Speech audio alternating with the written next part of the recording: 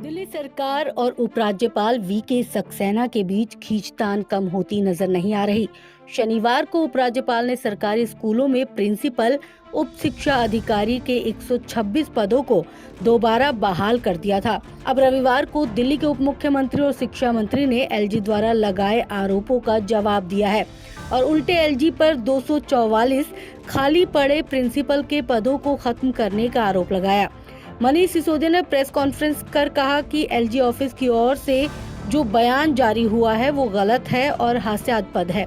ये दुखद है कि एलजी झूठ बोलते हैं, तथ्यों को छुपाते हैं। तो कल दिल्ली के एलजी साहब ने एक प्रेस रिलीज जारी करके एक क्लेम किया कि उन्होंने दिल्ली सरकार के सरकारी स्कूलों के लिए 126 प्रिंसिपल्स की नियुक्ति का रास्ता साफ कर दिया है। उन्होंने पोस्ट को मंजूरी दे दी है और उसका क्लेम किया उन्होंने कि दिल्ली सरकार तो रोक के बैठी हुई थी, उन्होंने 126 को मंजूरी दे दी है।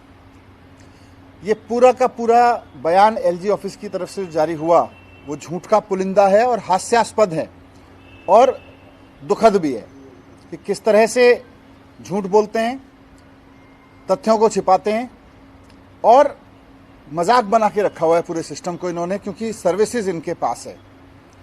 मनीष सिसोदिया ने कहा कि ये सारा मामला इसलिए है कि एलजी साहब केंद्र सरकार ने असंवैधानिक तरीके से कब्जा कर रखा है। अगर एलजी साहब ने कब्जा नहीं किया होता तो दिल्ली के हर स्कूल के पास अपना प्रिंसिपल होता। हम वाइस प्रिंसिपल से काम चला रहे हैं। उन्होंने स्कूलों में पढ़ रहे 18 लाख बच्चों की चिंता नहीं की।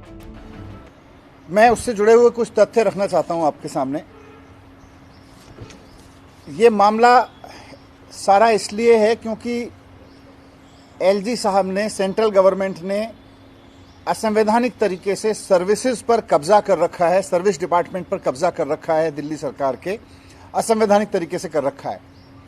अगर असंवैधानिक तरीके से एलजी साहब ने कब्जा नहीं कर रखा होता तो आज दिल्ली के एक एक स्कूल के पास में अपना एक परमानेंट प्रिंसिपल होता।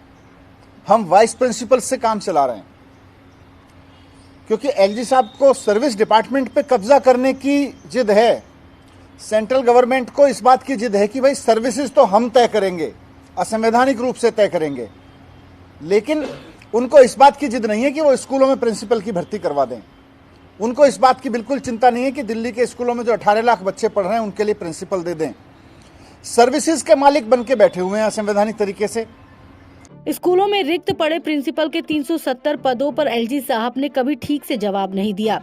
उन्होंने शिक्षा मंत्री और विधानसभा को फाइलों को दिखाने से मना कर दिया क्योंकि सर्विस विभाग इनके पास है। दिल्ली की जनता सरकार चुनती है केजरीवाल जी की, प्रिंसिपल की अपॉइंटमेंट पे कब्जा करके बैठ जाते हैं ये कि भाई प्रिंसिपल की अपॉइंटमेंट केजरीवाल जी को नहीं करने देंगे, हम करेंगे क्योंकि सर्विसेज मैटर है और सर्विसेज हमने जबरदस्ती कब्जा कर रखा है।